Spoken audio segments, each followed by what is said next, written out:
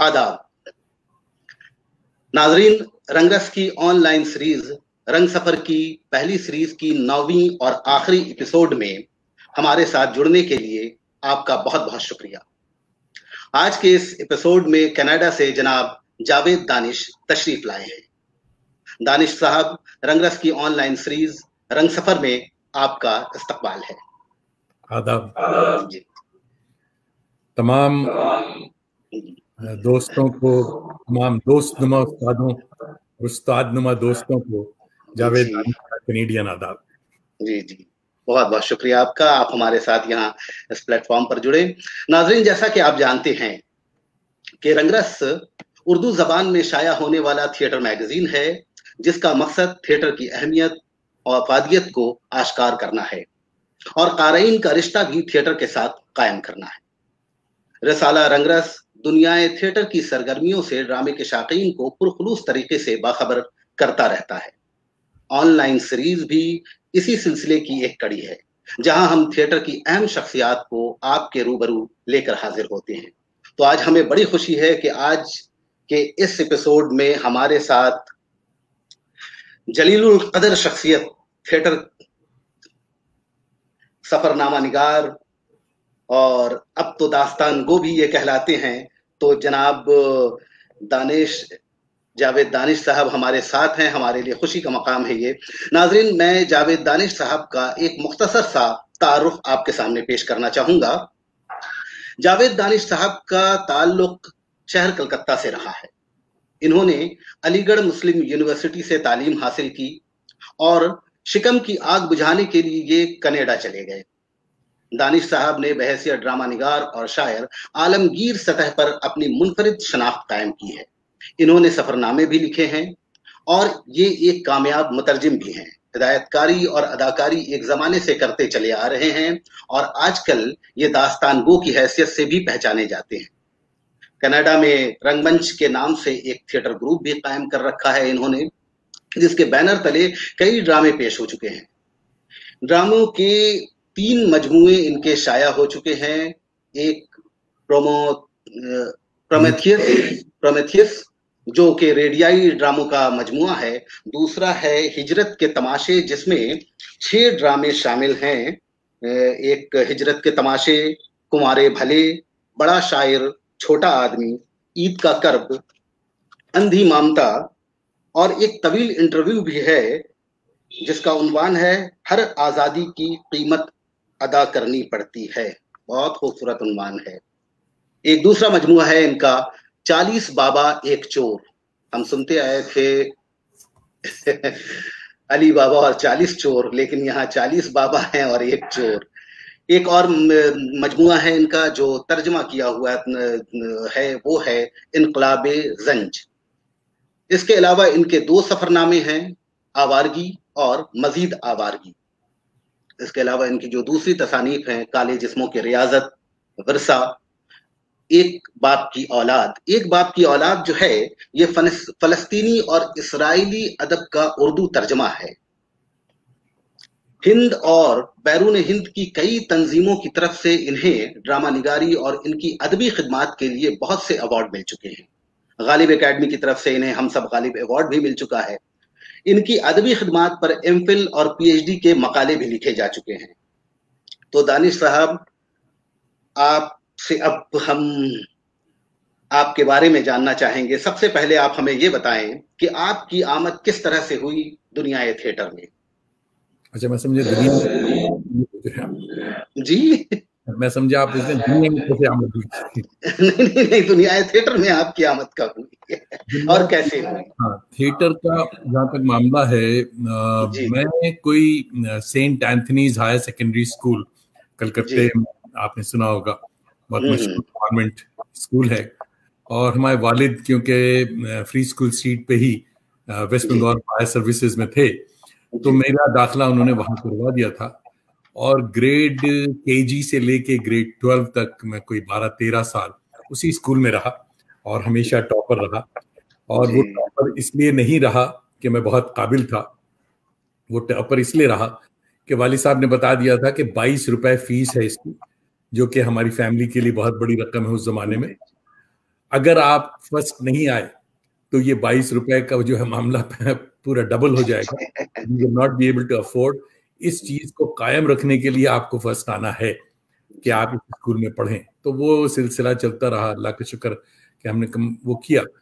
तो उसी स्कूल में, क्योंकि इंग्लिश थिएटर से पहले मेरी शनासाई हुई और बचपन से ही बहुत आउटस्पोकन और लोग कहते हैं, बहनें कहती हैं स्पॉइल्ड ब्रैट था। तो टीचर्स भी बहुत मानते थे क्योंकि मैं बहुत आउटस्पोकन था और हालत ये थी कि आवाज अच्छी थी। तो बचपन से ही गाना वाने का सिलसिला, तो स्टेज के प्रोग्राम्स ग्रेड 5 से शुरू किए। ग्रेड 5 में पहला ड्रामा मुझे इंग्लिश का एक मिला। तो वहां से पता चला कि साहब लोगों ने बताया कि तुम एक एक्टर बन सकते हो। तो एक्टर का ये था कि कॉमिक कैरेक्टर किया करता था। तो लोगों को आज ये सुन के बहुत हैरत होती है कि जावेद दानिश तो बड़ा संजीदा आदमी है, जी, और संजीदा तहरीरें लिखता है, मगर मेरी शुरुआत कॉमेडियन से के तौर पे हुई and I was very popular comedian in the school area. तो वहां से ये हुई और जो हालत थी थिएटर से जुड़ने के बाद ये था कि गाना भी खूब गाता था। तो जो भी किसी ने फरमाइश की तो कोई तकल्लुफ बरतरफ मैं फौरन शुरू हो जाता, या कोई बताया स्कूल में एक्टिंग थी उसके कोई पार्ट बताइए, ये घर की मैं बात बता रहा हूँ, दोस्तों की, रिश्तेदारों की, तो बस शुरू हो जाता था मैं। बहनें हमारी बड़ी थी माशाल्लाह 4-4, तो वो कोनी मारती थी कि ये जो लोग मुस्कुरा रहे हैं, देख रहे हैं, आप बात करते ही शुरू हो जाते हैं। मैं समझता था भाई तारीफ हो रही है, इसमें मुस्कुराने की क्या बात, तो इसलिए मैं शुरू हो जाता हूँ। तो थिएटर की बुनियाद ग्रेड 5 में पड़ी, वहां से सिलसिला शुरू हुआ। ग्रेड 12 तक कॉमिक कैरेक्टर ही करता रहा। और फिर कलकत्ते के कुछ ग्रुप्स में मुझे याद पड़ता है कि जब 12 में आ गया तो अदाकार नाम का एक कोई ग्रुप था, और रफीक अंजुम वगैरह, और मेरे ख्याल में शकील नाम था एक साहब थे जो कि ग्रैंड होटल में काम करते, वो एक फनकार उन दिनों, और सरवर सिद्दीकी, ये लोग ये सारे लोग, इनके ड्रामे, तो उस ड्रामे में भी मुझे कॉमेडियन का ही रोल मिला था। जब तक स्कूल समझिए ग्रेड 12 तक और 1971-72 तक आई वाज अ कॉमेडियन, ये सिलसिला ड्रामा। मगर 78 में जाकर के फिर मैं अलीगढ़ चला गया। अलीगढ़ में फिर संजीदा ड्रामों का सिलसिला शुरू हुआ अलीगढ़ में जाकर के। फिर और मोस्टली मैं बताऊं जर के जब हम आपकी और हमारी जो तरबियत कलकत्ते ने की, वो लेफ्ट के ड्रामे थे सारे, इनकलाब, हम लोग वही ड्रामे करते। तो जब सीरियस ड्रामे में एंट्री हुई तो वो ड्रामे सारे फिर लेफ्ट विंग के ड्रामे होने लग गए।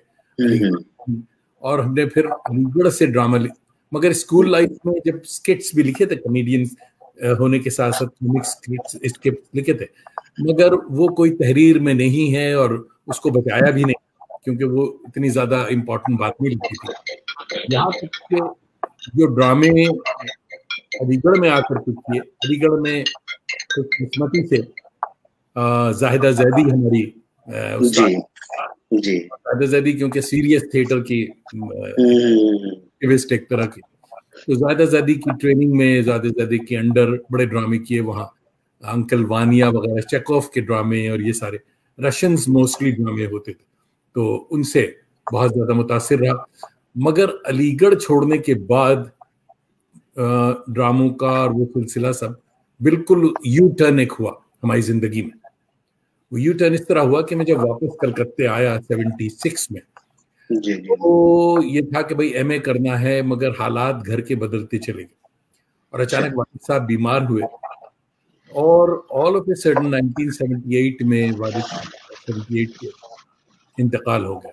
ही हैड कैंसर, और की वजह से फिर हमारी पढ़ाई और वो सारा कुछ और सारा ड्रामा जो था वो खत्म हो गया। जिंदगी ने ऐसा ही, मगर वो ड्रामे खत्म होने के साथ साथ ये हुआ कि मेरी पूरी पर्सनैलिटी बदल गई।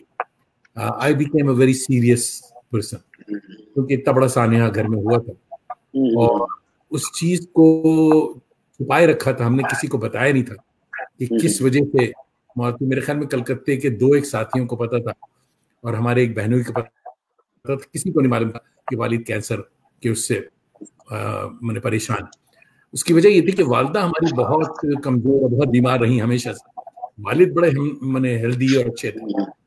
ही had a very good post, Calcutta fire services chief of control थे, बड़ी अच्छी जॉब थी, सब कुछ था, well decent, half decent family हमारी।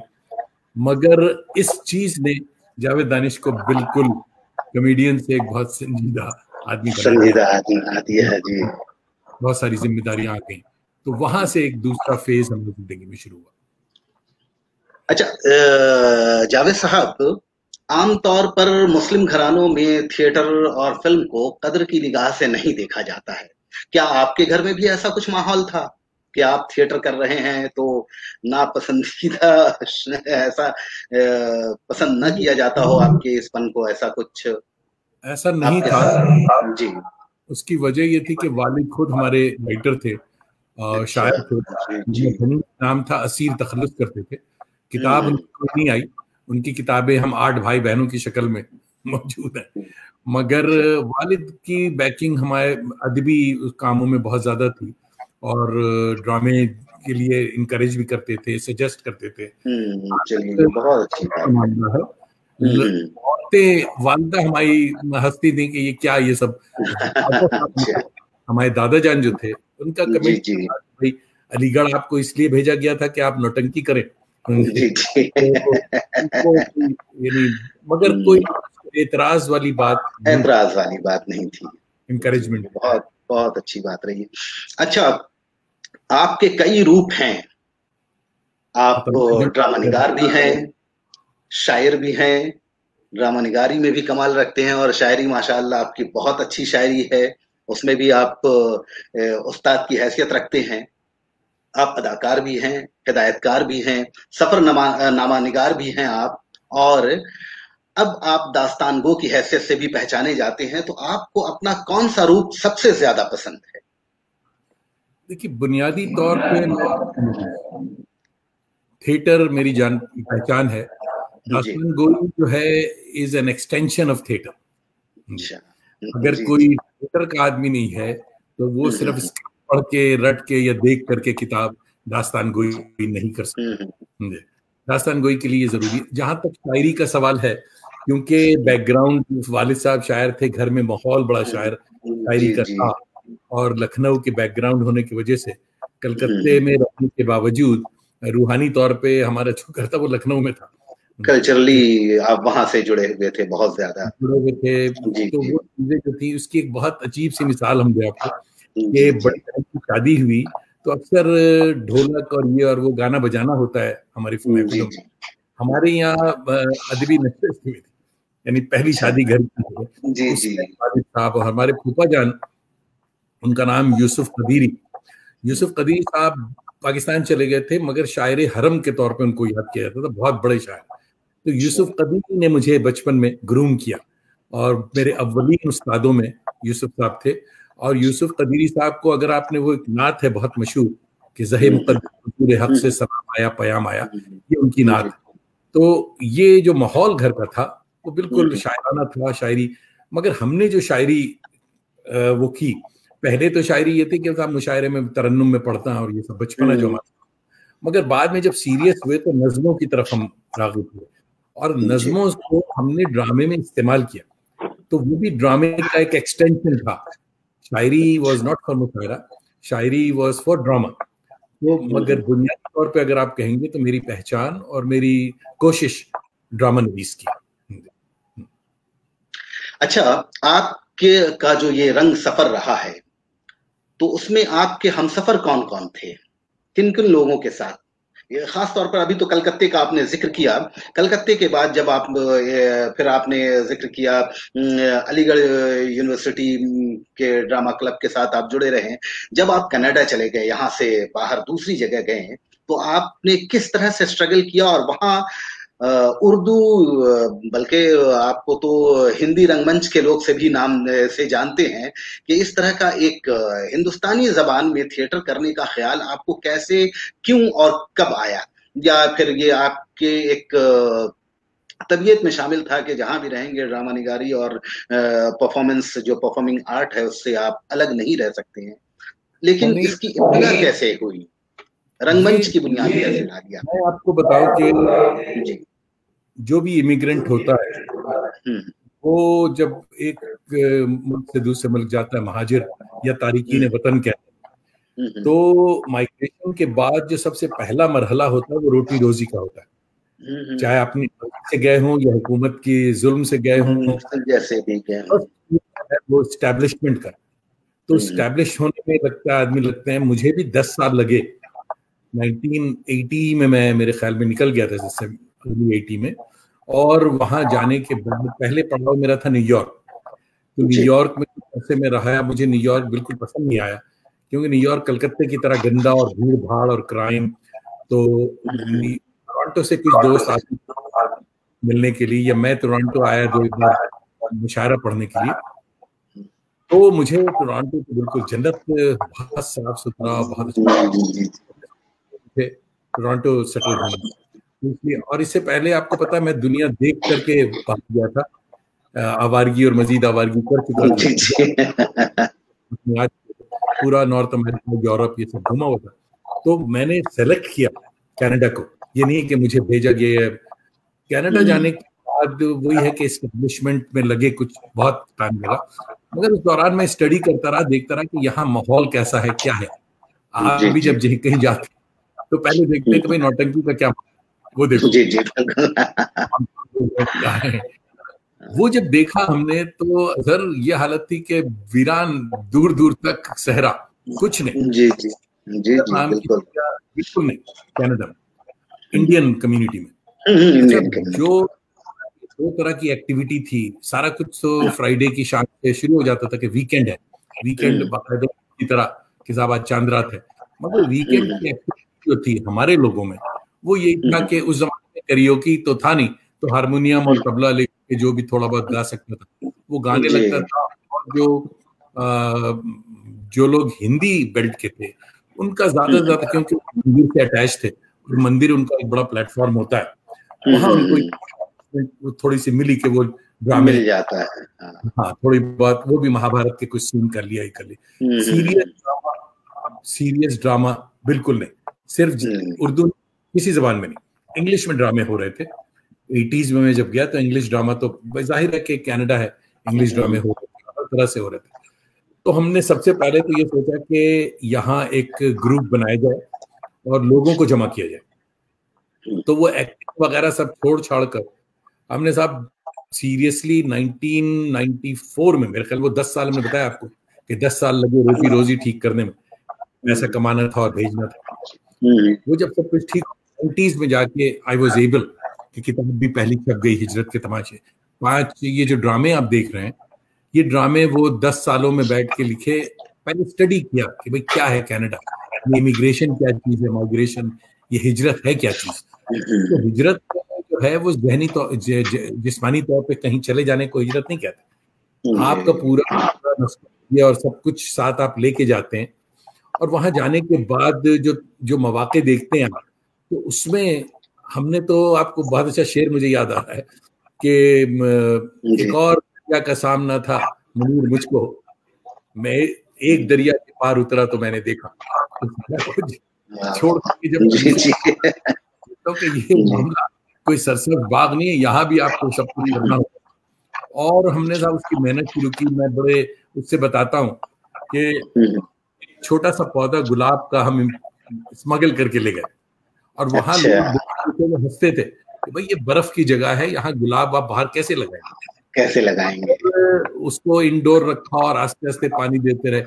आज ये एक मैं मिसाल दे रहा हूँ, आज 30 बरस हो गया, 40 बरस हो गया जी जी, वो पौधा जो है बिल्कुल पेनावर दरख्त है। अरे कि साहब ये जो उर्दू पहले इंपोर्ट की जाती थी कि मुशायरे हो रहे हैं, लोगों को बुलाया जा रहा है, ड्रामे बुलाए जा रहे हैं, अब जो है मैं उर्दू एक्सपोर्ट कर रहा हूँ। मैं कनाडा आया जाता हूँ, आप जानते पूरी दुनिया में जाता हूँ और प्रोग्राम्स करता हूँ। तो पहला मरहला जो था वो ग्रुप स्टैब्लिश किया रंगमंच के नाम से। कनाडा जब तैयार हुआ, अब हमने देखा कि उर्दू ड्रामे बिल्कुल नहीं है, उर्दू ड्रामे थोड़े थोड़े करने चाहिए शुरू। मगर उसमें भी मसला ये था कि उर्दू ड्रामा देखे कौन। हमारे जो पाकिस्तानी दोस्त हजरात थे वो सिर्फ कॉमिक बकरा किस्तों पर, हाँ, वो उनका मिजाज वैसा ही रहा है। तो सीरियस ड्रामे पे न सिर्फ इंडिया में प्रॉब्लम थी कि इंडिया में भी जब ये छपना शुरू हुए ये ड्रामे, शायर में और कमर रईस साहब की किताब में, पर्चे में और इंशा कलकत्ते में ये ड्रामे छपे, रिस्पॉन्स बहुत अच्छा नहीं था। उन्होंने कहा हाँ भाई है, वहां की ईद के कर्ब के ऊपर लिख रहे हैं, इससे हम क्या, ये ड्रामा ही कैसा ड्रामा है, उनकी समझ में नहीं आ रहा था। मगर जो हमने देखा था, और ये ड्रामा करने के लिए मैं ये बताता हूँ अब, जबकि मैं तक आप $2 पर आवर की जॉब ना करें, वहां को भोगें इमिग्रेशन को, और जब तक आप इलीगल हैं, सर पे तलवार लटकी हुई है, तो कब पकड़े जाएंगे, जब तक उस फील्ड से, उस दौर से आप नहीं गुजरे, आप हिजरत के तमाशे ड्रामा नहीं लिख सकते। उस दर्द से, उस कर्ब से गुजरना होगा। उन्होंने अब पहचाना कि भाई जावेद दानिश के जो किरदार ड्रामे हैं, उसमें जावेद दानिश का भी किरदार हर एक ड्रामे में मौजूद है। जी। वो इसीलिए है कि ये मेरे ऊपर जो गुजरी है उसको हमने लिखा है, उसको रकम किया। आस्ते आस्ते ये ड्रामे पब्लिक में, जैसे ईद का कर्ब जब किया हमने स्टेज, वो ईद को 3 जनरेशन में हमने बांट दिया कि बच्ची छोटी है जो कि कनेडियन है, और अम्मा बीच में है बेगम साहब, और साथ जो है वो 3rd जनरेशन। तो 3 जनरेशन मिलकर के ईद कनाडा में कैसे मनाती? तो ये प्रॉब्लम है कि साहब आप लोग ईद नमाज पढ़ने नहीं जा रहे हैं सब मिलके। बेगम जो है वो परेशान है कि छोटी बच्ची और उनके बीच में कैसे मामला हो। छोटी बच्ची को ये प्रॉब्लम है कि भाई ईद पे क्रिसमस की तरह लाइटिंग नहीं होती है, गिफ्ट नहीं दिया जाता। तो ये जब लोगों ने देखी तो यहाँ उसको वो किया कि हाँ ये हमारी कहानी, तो उसके बाद से एक्सेप्टेंस आनी शुरू हुई। उसके बावजूद भी हमने ये देखा कि मास स्केल पे मेरी बात नहीं पहुंच रही, उसके लिए थिएटर फेस्टिवल शुरू किए। उसमें तमिल, तेलुगु के, उर्दू के सब ड्रामे, 10 जुबानों के ड्रामे। तो उर्दू वाले का मसला है, वो कहते हैं कि भाई ये तमिल का ड्रामा यार हम लोग कहाँ समझेंगे, क्या करें। मेरे भाई तमिल वाला भी यही कह रहा था कि जावेद साहब मिलजुल करके, इसके पीछे ये कारफरमा मामला था कि जब 10 ड्रामे होंगे उसमें उर्दू होगा, अगर उर्दू के अंदर कैपेसिटी है तो वो सबसे ऊपर होगा। है कि फेस्टिवल्स में उर्दू का ड्रामा बहुत अच्छा है, लोगों ने पसंद किया, उन्होंने कहा कि बहुत सी बातें समझ में नहीं आई मगर अच्छा लग रहा है, ये ड्रामे अच्छे हो रहे हैं। तो उसके बाद ये आपने देखा कि 25 साल गुजरे, अभी रंगमंच कनाडा की सिल्वर जुबली जी, और लास्ट ईयर बहुत सारे प्रोग्राम्स हुए, और तो ये है मुख्तसर रंगमंच की हिस्ट्री।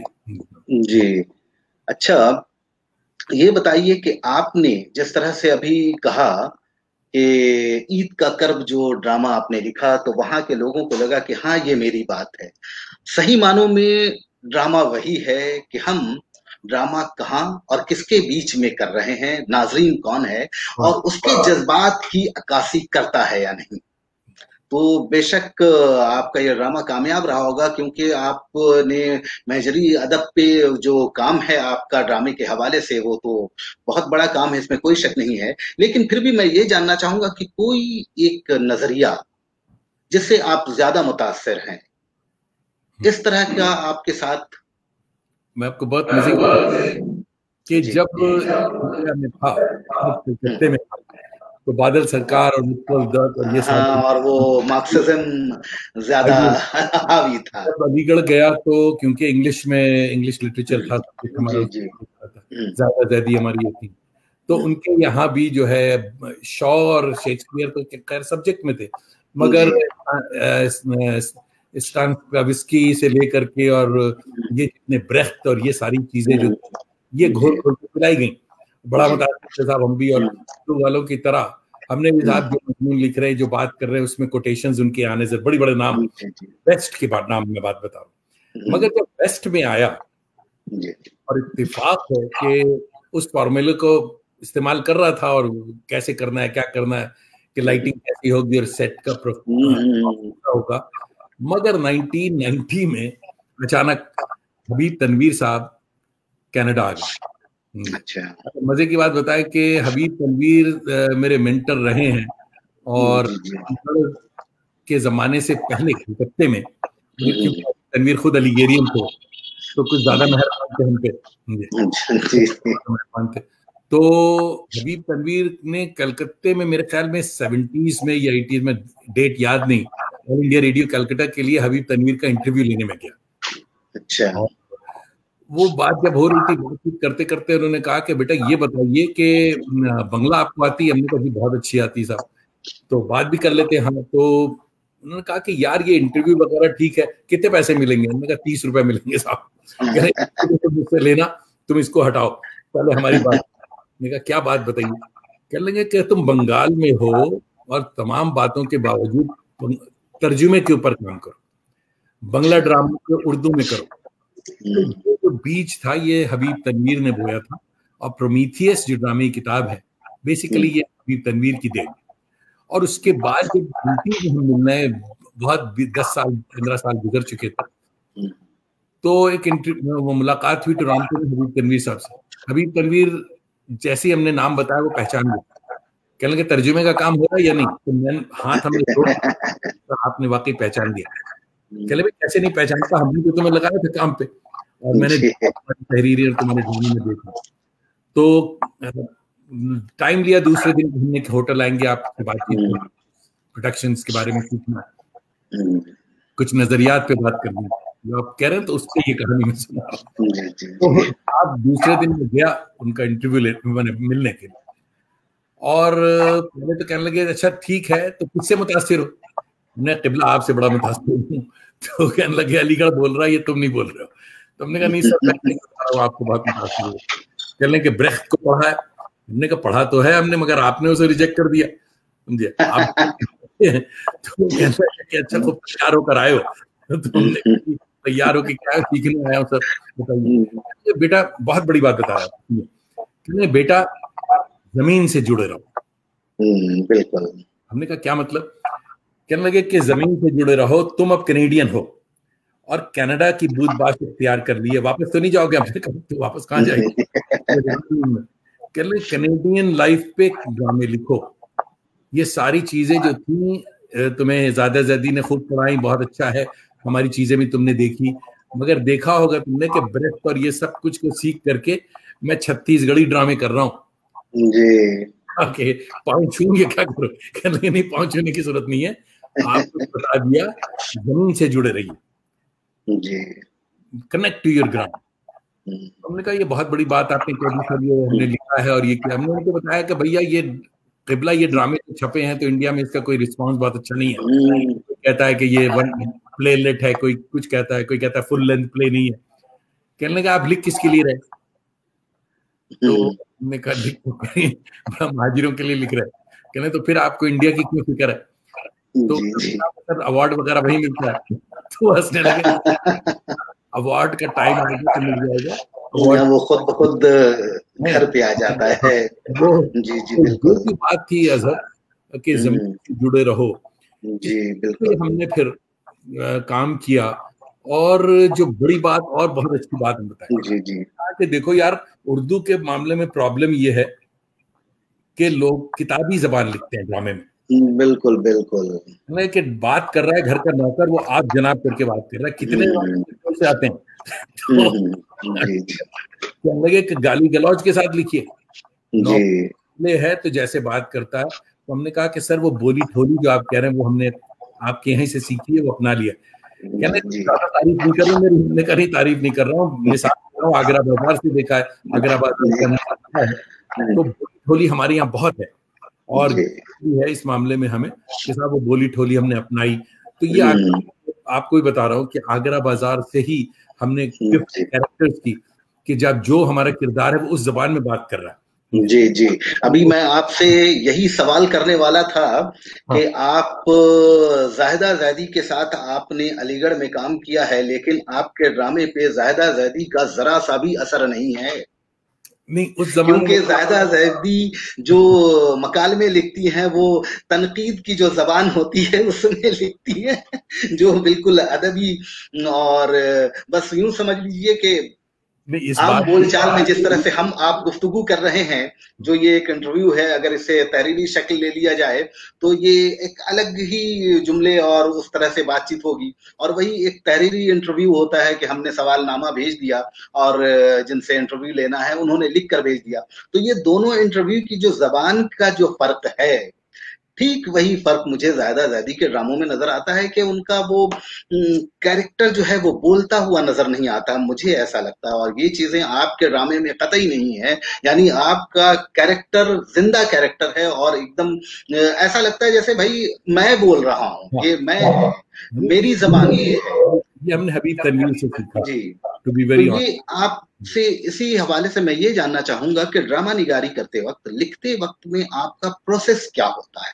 पहले आप मौजू चुनते हैं, प्लॉट तैयार करते हैं, या फिर कोई एक ऐसा इवेंट जिसको आप समझते हैं कि ये ऐसा वाकया है या कहानी का ऐसा मोड़ है जो क्लाइमेक्स बन सकता है, उस क्लाइमेक्स को जहन में रखकर ड्रामे की इब्तिदा करते हुए ड्रामे के इख्तिताम तक ले जाते, क्या प्रोसेस क्या है आपका? देखिए, मैं ये बात बताऊं कि मेरे जो ड्रामे हैं, क्योंकि ये मौजूआती ड्रामे, बड़ा रिस्क था ये, बहुत बड़ा। जी। शुरू में तो रिजेक्ट किया लोगों ने, मगर वो था कि वक्त लगा और उसको फिर एक्सेप्टेंस मिली, और वो एक्सेप्टेंस भी मिली मोहम्मद हसन की वजह से। अच्छा।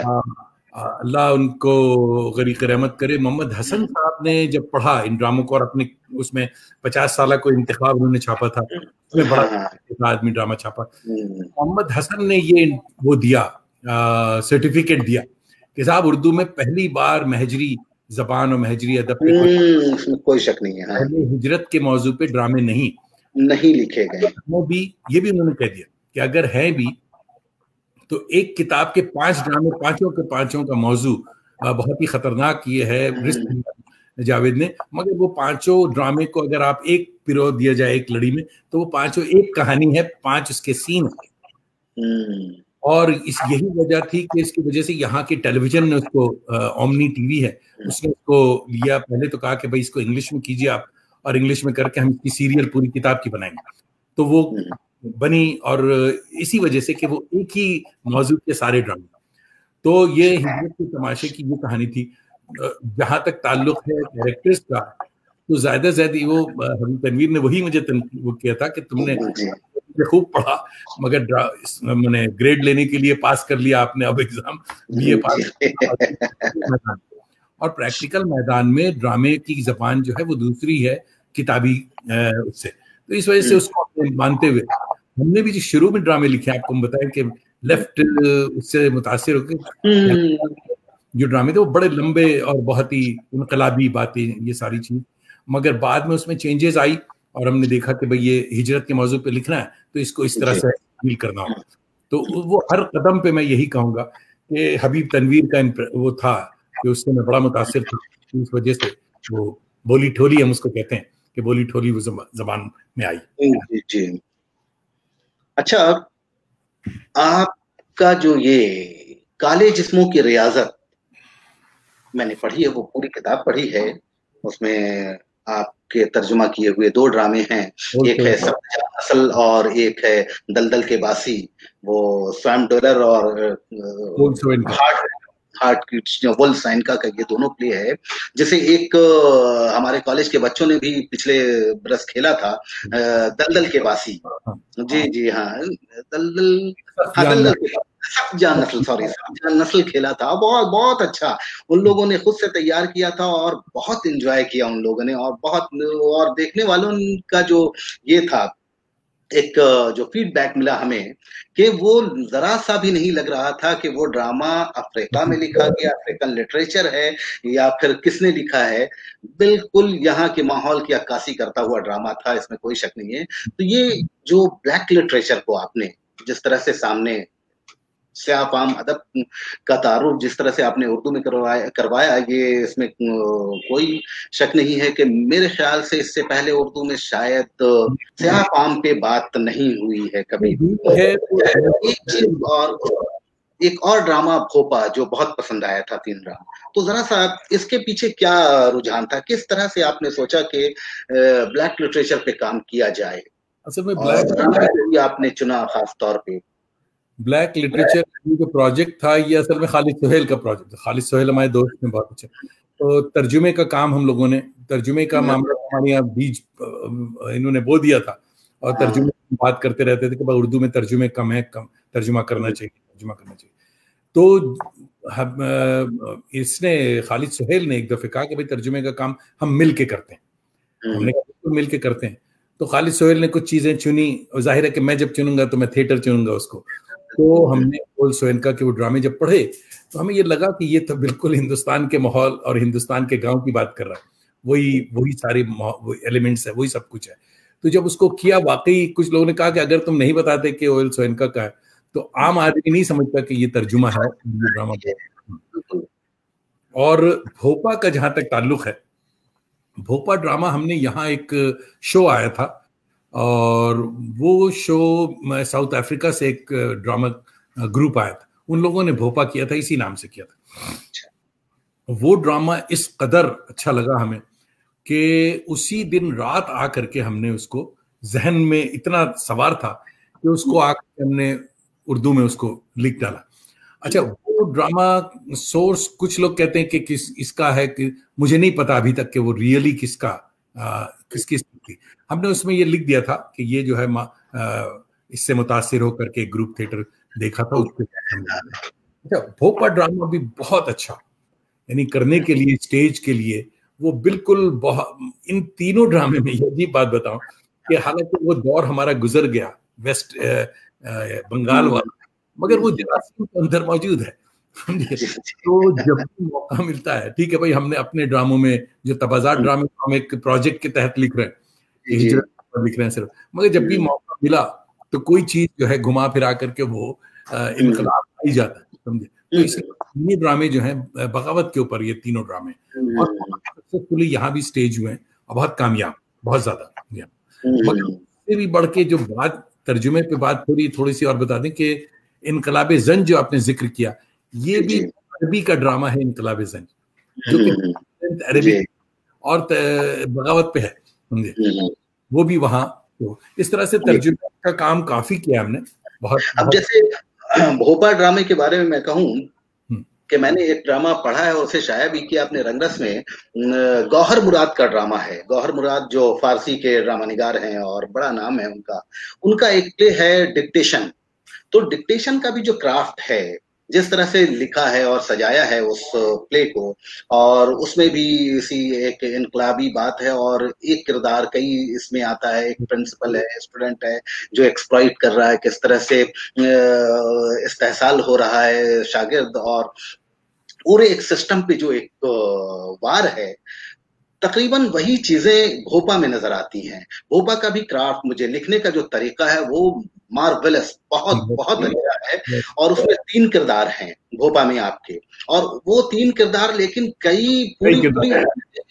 पूरी सोसाइटी की नुमाइंदगी करते हुए नजर आते हैं, पूरा एक। और कितना उनके ऊपर जुल्म हो रहा है, कितनी नफरत से उन्हें देखा जा रहा है, वो तमाम चीजों का। तो ये एक ऐसा क्या जो गौहर मुराद का जो ये ड्रामा है, कभी और उसके साथ का मिलना, ये एक इत्तेफाक है, या फिर जैसा कि आपने कहा कि उस तरह के आपने एक ड्रामा देखा और उसको देखने के बाद जो आपके ऊपर एक जहनी कैफियत हुई तो आपने लिख डाला। तो गौहर मुराद को प्ले हमने नहीं देखा, हो सकता है उन्होंने भी ये ड्रामा देखा या पढ़ा, वहां से मुतासिर होकर के उन्होंने लिखा है।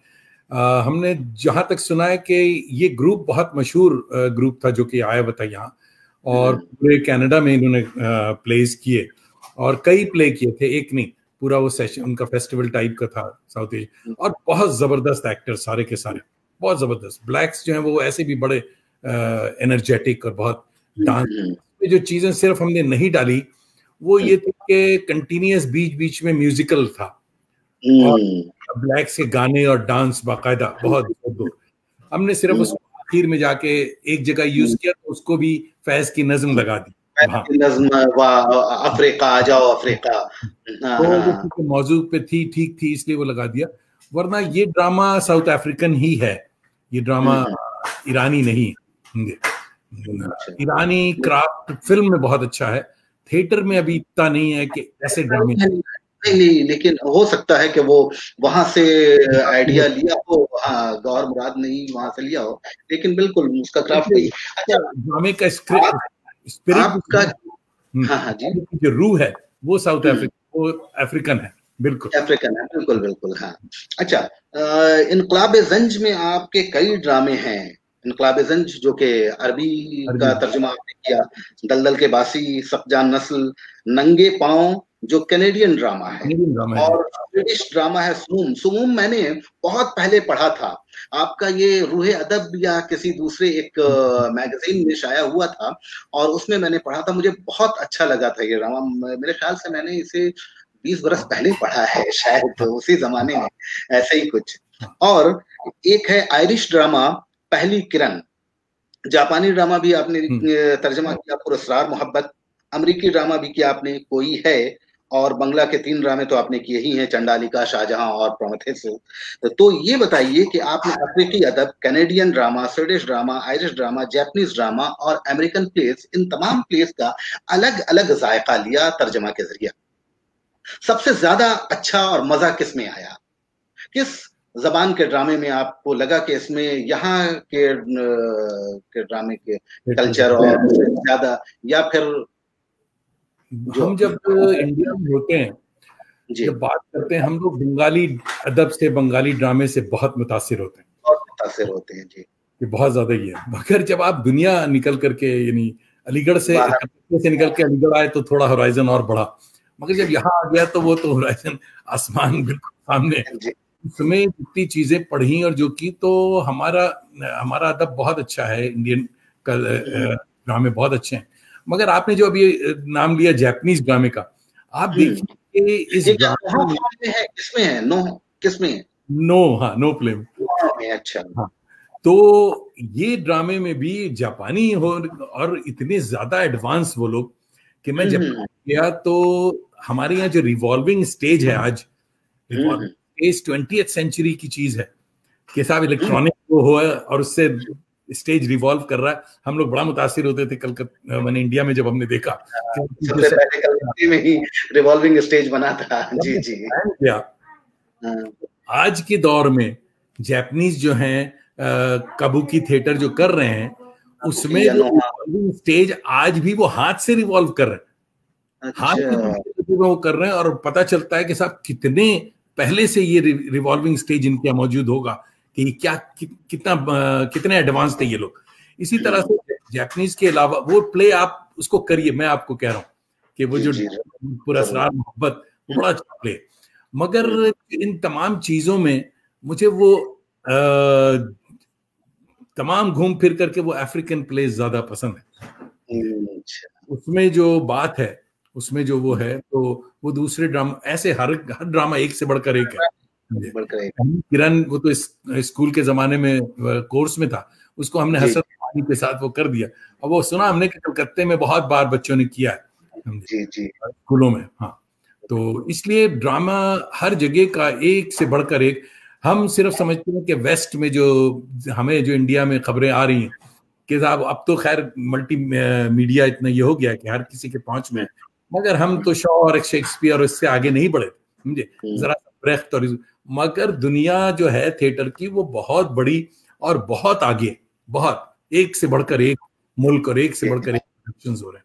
जी बताइए। है, इसलिए आपसे ये सवाल मैं खास तौर पे और बिल्कुल आपसे जानना चाहूंगा, जैसे शायरी ड्रामे से बहुत करीब है, यहाँ तक कि संस्कृत में तो उसके ऑडियो विजुअल पोएट्री भी आ गया है, शायरी जो देखी भी जा सके और सुनी भी जा सके, और ये भी देखा गया है कि दुनिया के तकरीबन तमाम जितने बड़े ड्रामा निगार हैं वो सब शायर हैं।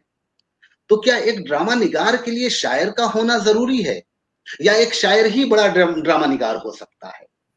आप देखें, अगर आप उर्दू में भी देखें तो आगा काश्मीरी भी शायर थे, हबीब तनवीर भी शायर थे, और आप शेक्सपियर हो, ब्रेख्त हो, बर्नार्ड शॉ हो, या जितने बड़े ड्रामा निगार हैं, कालिदास से लेकर गेटे तक आप आ जाइए, वो भी शायर थे। तो मेरे ख्याल में शायर के लिए ड्रामा निगार होना जरूरी नहीं है, कि ये बिल्कुल एक अलग सब्जेक्ट है। हर शायर ड्रामा निगार नहीं हो सकता, मगर ड्रामा निगार के लिए थोड़ी बहुत शायरी होना जरूरी है। जी हाँ, जरूरी है, क्योंकि अगर आप क्लासिकल थिएटर को पढ़ते आ रहे हैं, तो जैसे आपने बताया कि भाई शेक्सपियर ले लीजिए, जिसको भी लीजिए आप, सारा मंजूम है मामला। और आगा हशर को ले लीजिए, खुद हबीब साहब अच्छे शायर थे, बहुत बहुत अच्छी शायर। हाँ, तो हमने भी जब शायरी शुरू जो थी, वो तो गुलो बुलबुल वाली बातें थी और तरन्नुम में पढ़ते थे और वो बात, मगर जब सीरियसली शायरी शुरू की तो वो शायरी सिर्फ ड्रामे के लिए की। आप देखिए दास्तान गोई में भी मैं बहुत अच्छी खासी शायरी का इस्तेमाल, नज़्मों का इस्तेमाल करता हूँ। तो शायरी ड्रामा निगार के लिए शायर होना जरूरी है। अच्छा जी हाँ, अच्छा, शायर होना जरूरी, लेकिन शायर ड्रामा निगार, लेकिन अब तो शायर अदाकार हो गया है। अदाकार होगा क्योंकि उसको अदाकारी करनी है, अच्छी बुरी, मगर वो दिख नहीं सकता। हाँ, वो मुशायरे में अदाकारी कुछ ज्यादा ही दिखाता है शायर, आज का शायर दिखा रहा है, मगर वही मैं आपको बता रहा हूँ कि वो ड्रामा लिख नहीं सकता, वो शायर लिख नहीं सकता है। बिल्कुल, ड्रामा लिखने के लिए मुकालमा लिखने का सलीका चाहिए, और मुकालमा ऐसा नहीं हो कि वो सिर्फ मुकालमा निगारी हो, बल्कि ड्रामा निगारी हो जो मुकालमे के जरिए आगे बढ़े, इसमें कोई शक नहीं है। अच्छा, जहां तक अभी जिक्र आया दास्तान गो, और दास्तान गो की हैसियत से वाकई अब आप पहचाने जाते हैं। यानी अगर ये फौजिया दास्तान गो है, एक दानिश हुसैन है, और एक और दानिश हुसैन के साथ एक और साहब, हाँ हाँ, और नसीर साहब ने भी, हाँ, तो इन लोगों ने अच्छा, लेकिन मैंने आपका एक शो देखा भी है दास्तान गोई का, कलकत्ते में ही उर्दू एकेडमी के प्रोग्राम में। लेकिन दास्तान गोई का जो फन है उससे जरा मुख्तलिफ परफॉर्मेंस है आप लोगों का। यानी दास्तान गोई में दास्तान जो एक अलग सिंफ है, एक अलग सिंफ है, उसमें परियों की कहानी और वो मा फौकुल फितरी अनासिर और तवालत बहुत ज्यादा, यानी किस्सा दर किस्से की रिवायत होती है। वो न होकर आप लोगों के दास्तान गोई में हकीकत पसंदी ज्यादा है, हकीकत निगारी, यानी आप वो अफसाने, वो किस्से या वो वाकयात सुनाते हैं जो किसी एक शायर, अदीब या खुद की सरगुज़श्त हो, ऐसा लगता है। तो इसे हम दास्तान गोई क्यों कहते हैं?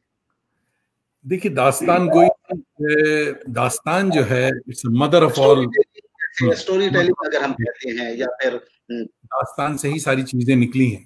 दास्तान हमारी पुरानी मीरास है, हमारी विरासत है। जी जी। अगर दास्तान गोई खत्म हो गई थी 1920 में, जब मीर बाकर अली का इंतकाल हुआ, तो जो वो खत्म हो गए। फिर टेलीविजन और फिर सिनेमा और स्टेज और इन चीजों ने वो फैशन को खत्म कर दिया। इधर कोई 10 सालों में मेरे ख्याल में फारूकी साहब ने इसको फिर से रिवाइव किया, लिखा। मजे की बात आपको बताऊं कि फ्रांसिस प्रिशेट नाम की न्यूयॉर्क में कोलंबिया यूनिवर्सिटी में प्रोफेसर हैं, उन्होंने दास्तान गोई पे पीएचडी की। अच्छा, तो दास्तान फिर से जब आई तो महमूद फारूकी का ये कमाल है कि उन्होंने उसको स्टेज पे लिया और एज ए परफॉर्मेंस उन्होंने करना शुरू किया। मगर जो आप हमारे यहाँ देख रहे हैं, बात कर रहे हैं हकीकत निगारी की, दास्तान बेसिकली इज फिक्शन, नहीं, फैंटेसी है वो, बिल्कुल, हाँ, कि परियां आ रही हैं और देव है और जादू कर में ले जाना मकसद होता है दास्तान गो का। मगर जब हमने देखा लखनऊ में, हमने पहले 5 साल पहले देखा इसे, और एज ए चैलेंज हमने उसे एक्सेप्ट किया था। हमारे एक साथी साथ थे, उन्होंने कहा कि भैया तुम भी तो नौटंकी के हो, तो तुम नहीं कर सकते हो ये। तो हमने कहा कि हम हर काम कर सकते हैं अगर आप टिकट भेजें उनके साथ। तो मिडल ईस्ट आए हुए थे वो, तो उन्होंने कहा कि हाँ हाँ बिल्कुल, अगर एक वन मैन शो हो जाएगी, क्योंकि 2 लोग कर रहे थे। दास्तान गोई में नॉर्मली 2 से 3 लोग दास्तान सुनाते हैं, कहीं कहीं है, कहीं 2 हैं, मिनिमम 2 हैं, बहुत कम लोगों ने एक में किया। तो एक के साथ खतरा होता है कि आप पढ़ते पढ़ते कहीं भूले तो अटक गए, मगर 2 होने से ये होता है कि अगर भूले तो दूसरा वाला फौरन लुकमा देता है और वो आगे भागे। सिंगल जो मैच है, सोलो, वो जरा खतरनाक है, समझे। मगर हमने कहा कि ठीक है सब। जब वहां से आए हम वापस, तो हमारे जहन में ये बात थी कि भाई हिजरत हमारा मौजू है, तो आज तक दास्तान गोई में हिजरत कोई नहीं लेके आया, तो वाई हिजरत, कि वो हमारे ड्रामों का एक्सटेंशन होगा और इसको हम ट्राई करते हैं। तो अब साहब यहाँ पर कोई 5 साल पहले हमने पहले उसको एक टेस्ट मैच किया कि छोटे गैदरिंग में, उसको हमने पहले, मगर मसला ये था कि जब हमारे ग्रुप जो है, देखिए इस पे भी बात थोड़ी सी हम अभी करेंगे, इसकी बात बताएंगे कि जो क्या प्रॉब्लम्स हैं यहाँ ड्रामे को करने में, इस पे हम बात हैं। तो हुआ ये कि जब ग्रुप को हमने दिखाया, उसमें नॉर्मली मोस्टली नॉन उर्दू वाले बच्चे हैं, लड़के लड़कियां, औरत मर्द। तो जब उनको हमने दिखाया तो जहां तक डायलॉग्स बोली ठोली थी वो तो सबने कहा बहुत मजे की, भाई इसमें भैया भी है, इसमें यूपी वाला भी है। मगर जब नज़में आती हैं लंबी लंबी और जब गाढ़ी उर्दू आती तो कहते भाई ये तो हम नहीं कर सके। तो 30 साल हो चुके थे हमने स्टेज छोड़ा हुआ था। 30 years I was just writing और एक्टिंग, डायरेक्टिंग, ड्रामा प्रोड्यूस कर रहा हूँ, एक्ट नहीं कर रहा था। 30 years बहुत बड़ी होती है, हम भूल गए कि भाई अब हमें तो हम उम्र हो गई, अब क्या एक्टिंग करना है, हम सिर्फ डायरेक्शन में। मगर जब ये दास्तान लिखी और हर तरह से लोग कहने लगे नहीं कर सकते, तो ये बहुत बड़ा चैलेंज था। वाइफ ने मैंने कहा कि भाई आप कीजिए, आपकी चीज है, यू नो इट बेटर। हमने कहा यार मैं 30 साल से स्टेज पे नहीं आया। तो मैंने क्या विल यू बी नर्वस? हमने कहा नर्वस तो नहीं होंगे, मगर मेरी लाइन नहीं रही है। मैंने कहा नहीं आप कीजिए सब। तो जितने ग्रुप के मेंबर्स थे मीटिंग में, तो उन्होंने सबने कहा कि सर आप करिए, बहुत अच्छा रहेगा, will look good on you. हमने कहा चलिए एक तो हम रिहर्सल के दौरान एक करके दिखा, तो लोग जितने थे सबों ने कहा कि नहीं इट सूट्स यू ऑल्सो, आप करिए, ये अच्छा रहेगा। अच्छा दास्तान कोई में ये भी बात है कि 50% मार्क तो अंगरखा का मिलता है ऐसा बन जाता है। तो छोटे से ग्रुप में किया तो वो चीज क्लिक कर गई। जब वो क्लिक की तो उसके बाद फिर आप जानते हैं इट्स हिस्ट्री के बहुत सारे प्रोग्राम्स बेपन पूरी दुनिया में बुलाए जाते हैं, समझे जाते हैं। और ये भी बता दूं कि मुझे ये अफसोस है कहते कि बहुत ही I am the most expensive दास्तान गो, कि लोग इस बात के बहुत बुरा मानते हैं। बल्कि 2 साल पहले 15 यानी 5 महीनों के लिए मैं इंडिया रह गया था, निकला था बहुत दूर के लिए। मगर इंडिया आने के बाद इतने प्रोग्राम्स थे कि लोगों ने कहा भाई यही हिंदुस्तानी इंडिया पूरा वर्ल्ड है, यहीं रहिए। तो इतने प्रोग्राम 20 शहरों में प्रोग्राम हुए, तो लोगों को शिकायत होने लग गई, फेसबुक पर आने लग गया कि साहब ये पैसा लूट के ले जा रहे हैं, और क्या इंडिया में दास्तान गोई नहीं है जो इनको सब दिया जा रहा है इतना ही। तो ये सारी चीजें वक्त कभी कभी होता है, that was my time my day, के उस तरह से ही हुआ। अच्छा हजरत मैं वापस आपको सवाल दे रहा हूँ खुद कि जो यहाँ ड्रामा आने के बाद जो कैसे ड्रामा हुआ, यानी ड्रामा के लिए आप किरदार कैसे आपने चुना है, ये मैं आपको बताऊं कि जो सबसे बड़ा मरहला हमने फेस किया शुरू में वो यही था कि एक्टर्स कहाँ हैं। अच्छा मेरी उर्दू जो है वो तमाम उसके बावजूद थोड़ी सी गाढ़ी तो है, समझे, कि वो थोड़ा सा कलकत्ते के बावजूद लखनऊ का थोड़ा सा असर है, नहीं पूरा असर है। हाँ, तो उसमें साहब वो जबान लोगों को बड़ी प्रॉब्लम देती थी। और मगर एक अच्छी बात यह है कि if you are the writer and the director और आप उसको सेट पे मौजूद हैं, तो जिस कैरेक्टर को प्रॉब्लम आ रही है हम वहीं उसको चेंज भी साथ साथ करते जाते हैं।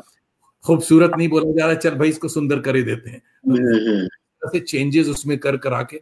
मगर उसके बावजूद हमने देखा कि प्रॉब्लम्स है, बहुत बड़ी प्रॉब्लम है। तो रूट लेवल पे हमें काम करना होगा कि ये जो हम एक बीज बो रहे हैं, हो सकता है हम इसका फल नहीं खाएं, मगर आइंदा आने वाली नस्लों के लिए यू विल नॉट बिलीव। हमने उर्दू क्लासेस में पढ़ाता हूँ, हेरिटेज लैंग्वेज यहाँ है गवर्नमेंट की तरफ से कि आप बच्चों को जो भी जबान बच्चा सीखना चाहे तो 20 बच्चे किसी भी इलाके के आप दे दें, तो एजुकेशन बोर्ड ऑफ एजुकेशन की तरफ से उस इलाके का एक फ्री स्कूल आपको मिल जाएगा और बच्चों के लिए फ्री क्लासेस, फ्री किताब, सब कुछ, टीचर पेड होगा। 2.5 घंटे का एक क्लास होता है, तो वो $26 to $30 an hour इस हिसाब से वो पढ़ाता है। तो उर्दू भी, यानी हम लोग ने उर्दू भी पढ़ाई हमने, उससे हमने दिमाग में आया कि काम यहां से शुरू किया जाए। यू विल ग्रेड 2 का बच्चा जो है उससे ड्रामे में एक्टिंग करवाई। ये जो ईद का कर्व हमने बताया कि ये तजुर्बा ऐसा था कि असल ड्रामे में दादी का कैरेक्टर नहीं था, मगर क्योंकि एक बड़ी भी आती थी बच्चे को रिसीव करने के लिए स्कूल से सैटरडेज को, वो बैठी रहती थी इंतजार में और वो भी देखती थी। एक दिन हमने कहा कि आंटी आप भी आइए, आप भी इसमें काम कर रहे हैं। कहने क्या कह रहे हो? बिल्कुल, आपका भी रोल अभी लिख देते हैं। उनका उसमें एक रोल लिख दिया। और बच्चे जब इसमें इन्वॉल्व हुए तो इसका नतीजा ये हुआ कि वो जो सैटरडे संडे की क्लासेस होती हैं जिसमें बच्चे आना नहीं चाहते थे, भाई बर्फ पड़ रही है अभी सोएंगे, बच्चे खुद से घर में कहते कि नहीं हमें क्लास जाना है, आज ड्रामा है, ड्रामा करना। तो ड्रामे का शऊर और ड्रामे की चाहत जो है उनके अंदर जगा दी। उससे ये हुआ कि बच्चे जो थे वो पेरेंट्स की करेक्शन करने लगे कि साहब ये नहीं सर ने कहा है, ये तलफ्फुज नहीं, आप ऐसे गलत बोले, ये गलत।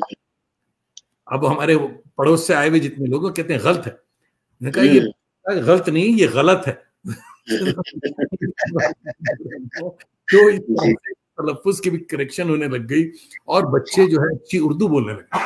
तो वहां से जो काम शुरू हुआ, तो आगे जा करके और भी बहुत, तो यानी ये बताना बहुत जरूरी था कि साहब ये जो है कि आसान नहीं था हमारे लिए। तो अजहर ये प्रॉब्लम थी कि एक ऐसी जगह जा करके पानी पीना जहाँ उसके बाद फिर पानी निकालें आप जी। हाँ, तो वो जो है अल्हम्दुलिल्लाह वो दौर गुजर गया, वो सब इस 25 इयर्स, अब सब कुशल मंगल है। जी जी। आप लिखने वालों को, जो नए ड्रामा निगार हैं, उनको आप किस तरह का पैगाम देना चाहेंगे कि ड्रामा लिखते वक्त किस तरह की बात का ध्यान रखना चाहिए, कैसे लिखना चाहिए? हमारे यहाँ मसला यह है कि ड्रामा जो लोग लिख रहे हैं या लिखना, एक तो ड्रामा में पीछे हैं और इस बात से और उसके बाद लिखना भी नहीं चाहते हैं, ये सबसे खराब बात यही है। हर कोई कहता है साहब उर्दू में ड्रामा नहीं है। कोई भी आप तनकीद जो शुरू करेगा तो वो इस जुमले से कहता है कि साहब उर्दू में तो ड्रामा, अरे कमबख्त उर्दू में ड्रामा नहीं तो इतने ड्रामे कैसे हो रहे हैं? पूरी दुनिया में हो रहा है उर्दू ड्रामा। तो या उर्दू जबान मर रही है, अगर मर रही है तो हम उर्दू में कैसे बात कर रहे हैं भाई? तो ये सब बातें ऐसे ही हैं। बच्चे जो हमारे नए लिखने वाले हैं उनको ये सबसे पहली बात ये कि आप अभी आज की तारीख में अपना मोटो सेट नहीं कर सकते। ये आप अपना स्टाइल आज नहीं सेट करें। जावेद दानिश 40 साल लगे स्टाइल सेट करने में, वक्त लगता है। आपको पहले पढ़ना होगा, आपको आगा हशर को भी पढ़ना होगा और बर्नार्ड शॉ को भी पढ़ना होगा और ब्रेख्त को भी पढ़ना होगा। आप मानते नहीं, एक एज आएगी कि आप कहेंगे कि यार ये सब चीज बकवास है। मगर मिसाल एक ये है कि एकदम से एक पेंटर जो है उठ करके आड़ी तिरछी लकीरें खींच के कहे कि हम मॉडर्न आर्ट बना रहे, नहीं चलेगा। नहीं चलेगा, आपको पूरा सीखना पड़ता है। बिल्कुल, आपको पहले स्केच बनाना सीखना होगी, पहले आपको लैंडस्केपिंग जो है वो सीखनी होगी। ये सारा करने के बाद आप कहेंगे कि भाई ये सब हो गया, अब मैं जो हूँ अपना रास्ता तैयार करूंगा, अपनी डंडी बनाऊंगा। क्योंकि उस वक्त तक आप इतने कॉन्फिडेंस हो चुके होंगे कि कोई आपको निगेट नहीं कर सकता। आप शुरू में आकर के, कल सुबह आपने अखबार में पढ़ा कि साहब फलां साहब ने एक ड्रामा लिख दिया, और जब हिस्ट्री देखी तो उन्होंने ड्रामा पढ़ा क्या, लिखा क्या, पढ़ा भी नहीं। तो पहले पढ़ना होगा, बहुत पढ़ना होगा, ड्रामा में काम करना होगा, काम करना होगा, देखते रहना होगा, ड्रामा आपको देखते रहना पड़ेगा। जी बिल्कुल। एक बात और सामने आ गई है, ये बताइए कि जो भी तनकीदें लिखी जा रही या तहकीकी मकाले लिखे जा रहे हैं उर्दू थिएटर पे, उससे उर्दू थिएटर की पहचान सामने नहीं आ रही। यानी उन मकालों के जरिए या उन तनकीद के जरिए मुझे नहीं लगता है कि उर्दू थिएटर की रिवायत, यानी जावेद दानिश का जन्म मुझे नहीं लगता है कि किसी नक्काद की नतीजा हो कि किसी बहुत बड़े नाकिद ने ड्रामे पे कोई बहुत अच्छा रिव्यू लिखा हो तो उससे मुतासिर होकर जावेद दानिश ने या किसी और ने वैसा ड्रामा किया हो, मुझे नहीं लगता है। उसकी वजह ये है कि हमारे जो तनकीद निगार, हमारे सो-कॉल्ड नक्काद जो हैं, वो देखते नहीं, वो ड्रामा देखने नहीं जाते, देखते ही नहीं और उनको पता ही नहीं देखेंगे। ड्रामा लिखने के लिए तनकीद भी आपको ड्रामेटिस्ट होना होगा, बगैर ड्रामा निगार हुए आप तनकीद नहीं लिख सकते। आपको क्या मालूम है कि साहब यहाँ लाइटिंग की क्या जरूरत थी और क्यों अजहर ने ये लाइटिंग की, या आपको क्या पता कि साहब गेंडा में ये जो मास्क लगाया है ये क्यों? जी बिल्कुल। तो उसके लिए बदकिस्मती से इस जबान में तनकीद निगार जो हैं वो ड्रामा देखते नहीं या ड्रामे वाले लोग नहीं। इसमें दूसरी एक बात हम आपको बताएं, ये ट्रेजेडी हमारी है, हमारी और आपकी, क्योंकि हम इतने ग्रुप्स में बंधे हुए हैं कि दिल बड़ा नहीं है, हौसला। आज तारीख में गालिब इसलिए बने कि हाल ही में उनके साथ थे और उन्होंने उसको बड़ा किया। अजहर का कोई साथी ऐसा नहीं जो उसको कहे कि साहब नहीं अजहर बहुत बड़ा, उसको फिर मेरी तारीफ कौन करेगा? जब तक हम अजहर, हमारे जितने हैं वो आप अप्रिशिएट नहीं करें, वो नहीं करेंगे तो नहीं होगा। जब तक आप इंतजार में बैठे कि साहब दिल्ली में बैठे कोई स्टाफ लिख देगा तो ड्रामा नहीं होगा, बिल्कुल नहीं होगा। यू हैव टू क्रिएट, आपको करना होगा। आपका सबसे पसंदीदा ड्रामा कौन सा है? मेरा तर्जुमा नहीं, मैंने आपके अच्छे हैं, मगर मेरा सबसे पसंदीदा ड्रामा पूरी दुनिया में वो आगरा बाजार है। नहीं, मैं आपके लिखे हुए ड्रामे की बात कर रहा हूँ। अच्छा, मेरे लिखे हुए ड्रामा आपका तर्जुमा किया हुआ भी नहीं? नहीं, तो एक बड़ी अजीब सी, एक बहुत, आपने हिजरत के तमाशे पे बड़ी बात की, एक बहुत महबूब ड्रामा है वो, बहुत पसंद। मगर जो 40 बाबा एक चोर ड्रामा है उस पे मैं आपको बता, उर्दू में ये तजुर्बा नहीं हुआ। फिल्में सीक्वल वाली बनी है, 1, 2, 3 बहुत सी बन गई हैं। स्टेज ड्रामा आप मेरी नजर में नहीं है, स्टेज ड्रामा सीक्वल के तौर पे नहीं लिखा गया कि नो रिलेट टू इट कि ये क्या है भाई। मगर हिजरत के तमाशे का सीक्वल जो है वो है आपके 40 बाबा एक चोर। उसमें हम ये दिखा रहे हैं कि 20 साल 25 साल पहले जो इमिग्रेंट यहाँ आया था और इतनी प्रॉब्लम जो उनको थी, पहले प्रॉब्लम सिर्फ रोटी रोजी की थी, शादी ब्याह की थी, मिलने जुलने की थी, ये प्रॉब्लम थी, सेटलमेंट की प्रॉब्लम थी। मगर अब 20-25 साल गुजर गए, सारे लोग सेटल्ड हैं, फिर क्या प्रॉब्लम है? अब तो कोई प्रॉब्लम नहीं होनी चाहिए। मगर प्रॉब्लम नई शुरू होती है साइकोलॉजिकल, कि अब जो है वो साइकोलॉजिकली परेशान है, डिवोर्सेस हो रही हैं, सिंगल मदर का मसला है, ये सारी चीजें जो हैं सोसाइटी में, ट्रांसजेंडर्स मौजूद हैं, उनकी भी इज्जत करनी है, एड्स का भी मामला है, ये सारे मौजू पे ड्रामे उर्दू में नहीं लिखे गए। तो 40 बाबा एक चोर में इसको मैं लेके आया हूं कि स्टेज के ऊपर वो जो पुराने कैरेक्टर्स हैं वो सब भी आए और उनको नए कैरेक्टर्स को दिखाया जा रहा है कि ये 20 साल पहले ये लोग भी भागे जा रहे थे, मगर देखो आज की तारीख में ये सेटल्ड है। और वहां हमने हबीब तनवीर को पूरी तरह यूज किया कि बिल्कुल आगरा बाजार की सेटअप है, दुकानें लगी हुई हैं, ऊपर ऑफिस दिखाई दे रहा है, स्टेज पे प्रोग्राम भी हो रहा है और रेस्टोरेंट का भी सीन है। It was a big production, बहुत बड़ा प्रोडक्शन था। मगर उसकी मेन चीज यही थी कि ये सीक्वल था पुराने का और सारे लोग। मगर एक बात ये भी है कि चाहे ड्रामा कोई सा हो मेरा, हम एक पॉजिटिव वो रखते हैं, जिंदगी का नजरिया जो है कि तमाम तकलीफों के बावजूद हम मानते हैं कि साहब अच्छे दिन हैं, आएंगे आगे। इंडिया वाले अच्छे दिन नहीं, हमारे अच्छे के बारे में हमारे जो अच्छे दिन है, और अल्लाह ने दिखाया कि हमारे अच्छे दिन तो आए हैं, कि जो 25 साल के बाद भी वो ड्रामे जो हैं उसके ऊपर बात हो रही है कि साहब इसका सीक्वल तैयार हुआ। तो और दूसरी बात ये है कि कनाडा ने मुझे ये दिया कि कलम मेरा आजाद है और क्राफ्ट मुझे आता है, I am free to write. अभी भी आपको लिखने में थोड़ा सा सोचना पड़ेगा कि हमारी हुकूमत क्या कहेगी, हमारे मौलवी साहब क्या कहेंगे, मगर I am free to write. मैंने यहाँ ट्रांसजेंडर पे ड्रामे लिखे हैं, कि कोयल जान नाम का ड्रामा एक है जिसमें एक हिजड़ों का एक ग्रुप है, जो कि क्योंकि हर कोई आ रहा है कनाडा, तो वो एक ग्रुप आ गया मसाज पार्लर के वीजा पे और उस पे घर पे काम करने, उन्होंने आके यहाँ वही काम शुरू कर दिया, ताली बजा रहे हैं यहाँ भी। मगर एक हिजड़ा उसमें ऐसा है जो कि दिल्ली में निजामुद्दीन उसमें था और वो सूफी है भाई तबीयत, तो उसने यहाँ ये करना शुरू किया कि एक थिएटर वाला उसको मिल गया है, जावेद दानिश से मिल गया है, और वो उसको कह रहा है कि भाई तुम ये क्यों ताली बजा रहे हो, ये तो फ्री मुल्क में तुम आ गए हो, यहाँ पर आकर के आप इज्जत का भी काम कर सकते हैं, क्यों अपने पास के लिए घूम रहे हो। पहले तो उसको प्रॉब्लम होती, मगर वो एक ग्रुप को तैयार कर लेता और आस्ते आस्ते वो लोग ट्रांसफॉर्मेशन उनके अंदर आई कि हम इज्जत के साथ यहाँ रह सकते हैं। बहुत अच्छा ड्रामा है वो, बहुत ही कामयाब। तो इस टाइप से एड्स पे ड्रामा है, मर्सी किलिंग पे है, ट्रांसजेंडर्स पे है।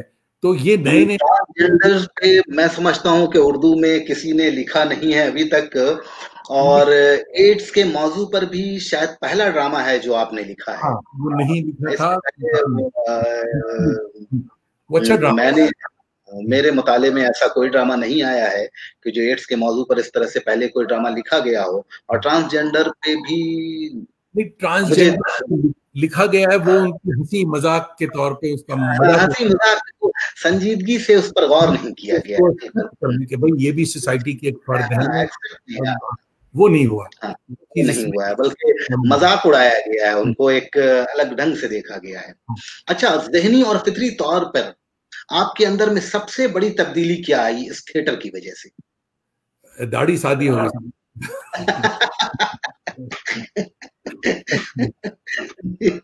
जब चला था तो मेरी दाढ़ी को सादा कर दिया। थिएटर की वजह से तब्दीली ये आती है कि तबीयत में ठहराव आ जाता है, बर्दाश्त का मादा आ जाता है, खराब एक्टर को झेलने की आपके अंदर शक्ति आ जाती है, समझे, कि आप मानते हैं कि भाई इसको बर्दाश्त करो तभी ये अच्छा बनेगा, ज्यादा अगर कमेंट करोगे तो ये भाग जाएगा। और मेरे पास एक्टर्स होते हैं, इसलिए वो सबसे बड़ी चीज जो मुझे मिली वो था कि कुव्वत बर्दाश्त बढ़ गई। अच्छा, कनाडा में तो आपके और भी बहुत साथी हैं जो दूसरी जबानों में लिख रहे हैं, खास तौर पर एक साहब हैं राहुल वर्मा साहब, जिनका ड्रामा खेला भी था। उनके ड्रामे कैसे? जी बहुत अच्छा, बड़ा ड्रामा, भोपाल उसका बहुत ही कामयाब बड़ा ड्रामा है भोपाल। हाँ, देखिए राहुल भाई, हाँ राहुल भाई भी हमारे बड़े अच्छे दोस्त हैं। तीसरी दुनिया वो थिएटर ग्रुप चला हैं। इस सिलसिले में एक बात मैं बताऊं कि जो 10-25 साल पहले वो भी उन्होंने भी शुरू किया था, तो हमारे जितने साथी थे जो देसी साथी थे, उन लोगों ने सबों को ये अक्ल आ गई कि साहब जब तक इंग्लिश में नहीं करोगे मामला नहीं होगा, ग्रांट्स नहीं मिलेगी, सपोर्ट नहीं मिलेगा, समझे। और राहुल भी तीसरी दुनिया नाम अभी तक है और ड्रामे भी वो ऐसे लिख रहे, मगर राहुल अब इंग्लिश में लिखता है। एक जमाने में हिंदी के थे राहुल, मगर बहुत ही कामयाब फ्रेंच में और इंग्लिश में उनके ड्रामे आते हैं। मगर हमारे अंदर एक वो है अकड़पन के साथ, नहीं हम उर्दू में ही मनवाएंगे। और तो 25 साल लगे। हो सकता है कि पिछले साल आप ये इंटरव्यू लेते तो मैं अफसोस करता कि साहब वक्त बर्बाद किया उर्दू में, मगर 25 साल बाद तो मिल गई साहब। अपनी जबान में लिखना ही सबसे बड़ी खूबसूरती है और वही तकाजा भी होता है किसी भी अदीब व शायर का, ड्रामा निगार का। अच्छा, प्रेमचंद ने एक बात कही थी कि बड़ा अदीब, शायर या कोई भी मुसन्निफ है वो वही होता है जिसे ये मालूम हो कि क्या नहीं लिखना है। लिखना हर कोई जानता है, क्या नहीं लिखना है ये बहुत कम लोग जानते हैं। तो ड्रामे में ऐसा क्या है, कौन सा ऐसा पहलू है कि जिसे नहीं छूना चाहिए? लगता है क्या कुछ? नहीं, हम इस जगह बैठे हैं, मेरे ऊपर ये लागू नहीं होता, क्योंकि नहीं लिखना है का मतलब ये है कि दो तरह की बात, एक तो नाजेबा बात नहीं लिखना है और एक सियासी बात नहीं लिखना है कि भाई ऐसी बात नहीं लिखें आप कि आपको दूसरे दिन कोई आ जाए कि चलिए आप हवालात में और आपको बुला रहे हैं, बंधु आपको बुला रहे हैं। मगर यहाँ जो है, यहाँ सबसे बड़ी जो नेमत हमें मिली आजादी है, बोलने की आजादी है। जी हाँ, ये ड्रामे अगर मैं कलकत्ते में बैठ के नहीं लिख सकता था, की वजह से भी नहीं लिख सकता था कि हमारे घर वाले कहते कि भाई ये आप क्या लिख रहे हैं, ट्रांसजेंडर के ऊपर ये क्या लिख रहे हैं, घर वालों को लोग मिलेंगे क्या कहेंगे। अब यहाँ बैठ करके किसी तरह से ना हमारे बीवी बच्चों को एतराज है और ना हमारी सोसाइटी को, दोस्तों को एतराज है, ना हमारी हुकूमत को कोई एतराज है। आपका कलम आजाद है, आप जो चाहें लिखें। हाँ, जो चाहे लिखने का ये मतलब नहीं कि आप बकवास कुछ लिखेंगे, कोई पसंद ही नहीं करे, कहीं भी एक्सेप्ट नहीं होगा, वो तो जाहिर है। जो लिखें वो मेयार का लिखें, जो भी लिखें मेयारी हो। अगर मेयारी आप लिख रहे हैं तो वो एक्सेप्टेंस, देर सवेर एक्सेप्टेंस होगी, समझे। तो इसलिए यहाँ तो ये बात हमारे साथ लागू नहीं है, क्या नहीं लिखना। अच्छा, मुस्तकबिल में आपका अभी प्रोजेक्ट क्या है, क्या काम करने वाले हैं ड्रामे के सिलसिले से? जी जी जी।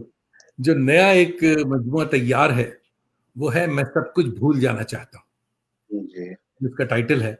और एक ड्रामा, एक चीज ये मेरे साथ भी है कि कमबख्त जो चीज उठाते हैं वो ऐसा हो कि पहली बार हो रहा हो, ये भी एक खराबी है हमारे साथ। एक अल्जाइमर के ऊपर आपने बहुत ड्रामे सुने, देखे होंगे, कहानी पढ़ी होगी। अल्जाइमर भी बड़ा सब्जेक्ट है पूरी दुनिया का, यहाँ भी बहुत ज्यादा है। अल्जाइमर पे ये बहुत ही इंपॉर्टेंट ड्रामा हम लिखा है, काम करेंगे। हाँ, तैयार है वो तो किताब। ये फिर जाकर के सीरियस सारे ड्रामे हैं। और इसमें अभी जो इंडिया गया था तो आने के बाद यानी जो लॉकडाउन की पीरियड थी, लॉकडाउन आइसोलेशन में जो मैं आके 2 हफ्ते, तो इंडिया में इस कदर दिमाग में भरा गया था सब चीजें, इतनी ज्यादा आने के बाद एक ड्रामा लिखा और उसका नाम है शाहीन बाग मोनोलॉग। वो ड्रामा भी मुझे बहुत पसंद है। वो स्ट्रीट थिएटर आपने और लिखा था इंडिया में ही, वो शायद रेप विक्टिम्स को जहन में रखकर आपने कोई ड्रामा मोनोलॉग लिखा था, सुनाया भी था आपने। हाँ, वो बहुत एक थी रूही। एक थी रूही भी बड़ा इम्पोर्टेंट है ड्रामा। यहाँ के जो ट्रेंट यूनिवर्सिटी के वुमेन्स स्टडीज में उसको इस्तेमाल किया गया, इंग्लिश में उसका तर्जुमा, तो वो ड्रामा भी बहुत अच्छा है। तो मगर जो इस टाइप के ड्रामे हैं, ऐसे ड्रामों के लिए अब ये मैं तो ये नहीं कह सकता कि इंडिया में बैठ के आपको ऐसे लिखना चाहिए, मगर वहाँ की जो बर्निंग टॉपिक्स हैं उस पर लिखना चाहिए। शाहीन बाग पे ड्रामा होना चाहिए, बिल्कुल होना चाहिए, क्योंकि ये हमारी जरूरत है, हम उसको झेल रहे हैं भी। तो नए जो ड्रामे का कलेक्शन आ रहा है उसमें ये सब चीजें, अच्छे अच्छे ड्रामे हैं। और बीच बीच में थोड़ा सा कमर्शियल भी करना पड़ता है कि गालिब के ऊपर, गालिब अवार्ड का आपने जिक्र किया, जब वो अवार्ड मिला था 16 में, मेरे ख्याल में 2016, उस वक्त चचा गालिब से हमने दिल में वादा किया था कि चचा अवार्ड आपने दिलवा दिया तो एक ड्रामा आपके ऊपर भी मैं, मुझसे ड्यू है, समझे, 80,000 रुपए, तो मैं कुछ तो करूंगा आपके लिए। तो पिछले साल फुल लेंथ प्ले एक गालिब के ऊपर, मिर्जा गालिब, लिखा, और जिसकी तैयारी में मुझे 1 साल लगा प्रोडक्शन तैयार करने में। ये सबसे बड़ा प्रोडक्शन हमने अब तक जितने किए थे उनमें सबसे, और क्योंकि ये बड़ा ट्रेडिशनल ड्रामा था और इसमें मुगल पीरियड को पूरा रिक्रिएट किया हमने। तो जो कॉस्ट्यूम्स थे, कॉस्ट्यूम्स के लिए जब इंडिया में मालूम किया सस्ते मिल तो जा रहे थे, मगर उसका यहाँ आने में कोई $2,000 का खर्चा था, उसके वजन लोगों के इतने ज्यादा। तो वो ड्रामे, उस चीज को, वाइफ को हमने एक एक करके तैयार किया। पहले उन्होंने गालिब का बनाया, बहुत तारीफ की, तो फिर दूसरा और तीसरा, तो 15 ड्रेसेस कोई 1 साल में तैयार हुए। तो वो ड्रामा भी बहुत अच्छा। मगर ये जो लॉकडाउन के टाइम में फिर याद आया कि सब कुछ और भी लिखा जाए। शाहीन बाग ने मुझे बहुत डिप्रेस कर दिया था, शाहीन बाग ड्रामे ने। अच्छा ड्रामा है, हो जाए तो मैं आपको भेजता हूँ। वो ड्रामा 5 लड़कियां हैं जो कि शाहीन बाग में प्रोटेस्ट कर रही हैं और वो अपनी कहानी सुना रही हैं। अरे वाह, तो बहुत अच्छा, बहुत अच्छा ड्रामा, बहुत अच्छा। तो इस पे इतने ज्यादा डिप्रेशन की हालत थी कि हमने कहा मूड थोड़ा सा ठीक किया जाए, तो मिर्जा गालिब तो फिर एक नया लिखा। जी जो है अच्छा, यहाँ अच्छा तानी साहब, आप पर कई मज़ामीन लिखे गए हैं और एमफिल के मकाले भी आपका लिखे गए हैं और पीएचडी भी हो रही है आपके ऊपर। आप उससे सेटिस्फाइड हैं जो मकाले आप पर लिखे गए हैं, जो एमफिल के मकाले लिखे गए हैं? कैसा लगा? आपने पढ़ा या नहीं पढ़ा? आपकी नजर से गुजरा या नहीं? ईमानदारी की बात बताऊं, नजर से नहीं गुजरा। नहीं गुजरा तो खैर ऐसे में राय कायम करना मुश्किल है। उनको डिग्री मिल गई, मुझे कुछ नहीं, मुझे पता ही नहीं। एक तो दिल्ली यूनिवर्सिटी में कराया था, यूनिवर्सिटी में कोई कर रहा था। हाँ, तो इस तरह से ये भाई लोग, इनको इतना भी नहीं पता कि भाई आप अगर एमफिल करो और डिग्री है तो कम से कम वो तो नहीं मिला मुझे। मैंने ये सवाल इसलिए किया कि जब हम ड्रामा स्टेज करते हैं और उसका जब रिव्यू आता है तो चाहे जैसा रिव्यू हो, हम सेटिस्फाई नहीं होते। वजह वही, जो रिव्यू लिख रहा है उसने ड्रामा नहीं देखा है, तो वो उस प्रोसेस से किया ही नहीं है कि हम कितने परेशान होकर 3 महीने 4 महीने की रिहर्सल के बाद इस प्रोडक्शन को लेकर आए हैं। तो ये चीज है। कुछ लोग हैं जो, हाँ कुछ हैं लोग जो कि संजीदगी से देखते हैं और करते हैं। आपके मेहमानों में आज हो सकता है सफदर इमाम कादरी साहब हों, आई डोंट नो, देख नहीं रहा हूँ कि कौन कौन आया है। उन्होंने मुझे खुद लिखा था कि भाई, टेक्स्ट किया था कि यार बहुत अच्छा है, इंटरेस्टिंग, मैं अजहर को जानता हूँ, तो आई वुड लव कि क्या बात है। तो इमाम कादरी जैसा अगर क्रिटिक है तो वो अच्छी, उन्होंने जो दास्तान गोई पे जो मजमून हमारे लिखा, तो ऐसा लग रहा है कि सफदर इमाम कादरी दूसरे दास्तान गो है, इतना अच्छा। हाँ, क्योंकि उन्होंने देखा था और देख करके तो उसकी टेक्निक ये करके उसको टेक्निक से वाकिफ थे इसलिए वो लिख पाए। बिल्कुल, टेक्निक से वाकिफ हुए। नाज़रीन, मैं आपको बता दूं कि हम लोग ये जो गुफ्तगू कर रहे हैं, इस बीच में आपके कमेंट्स को हम नहीं देख पा रहे हैं, और आपके कमेंट्स का जवाब जरूर देंगे हम। और मैं जावेद साहब से भी गुजारिश करूंगा कि वो भी हमारे नाजरीन के जो भी कमेंट्स आए हैं उसे जवाब दें, तो उन्हें अच्छा लगेगा और हमें भी अच्छा लगेगा। रंगरस के पूरे परिवार को ये बहुत खुशी होगी कि हम आपके कमेंट्स को जवाब दे पाए। मगर वादा तो इंटरव्यू का कमेंट्स का नहीं मिलेगा।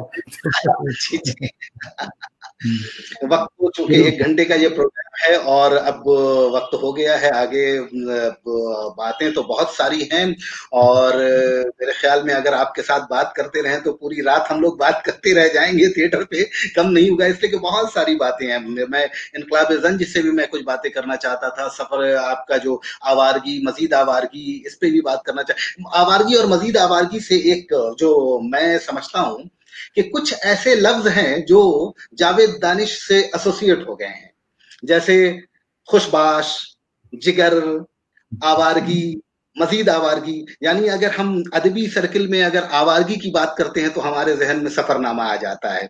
जब हम किसी इस तरह के सर्किल में बात करते हैं दोस्त यारों के बीच में, भाई खुशबाश, जिगर, तो लगता है कि यार ये जावेद दानिश साहब कहा करते थे।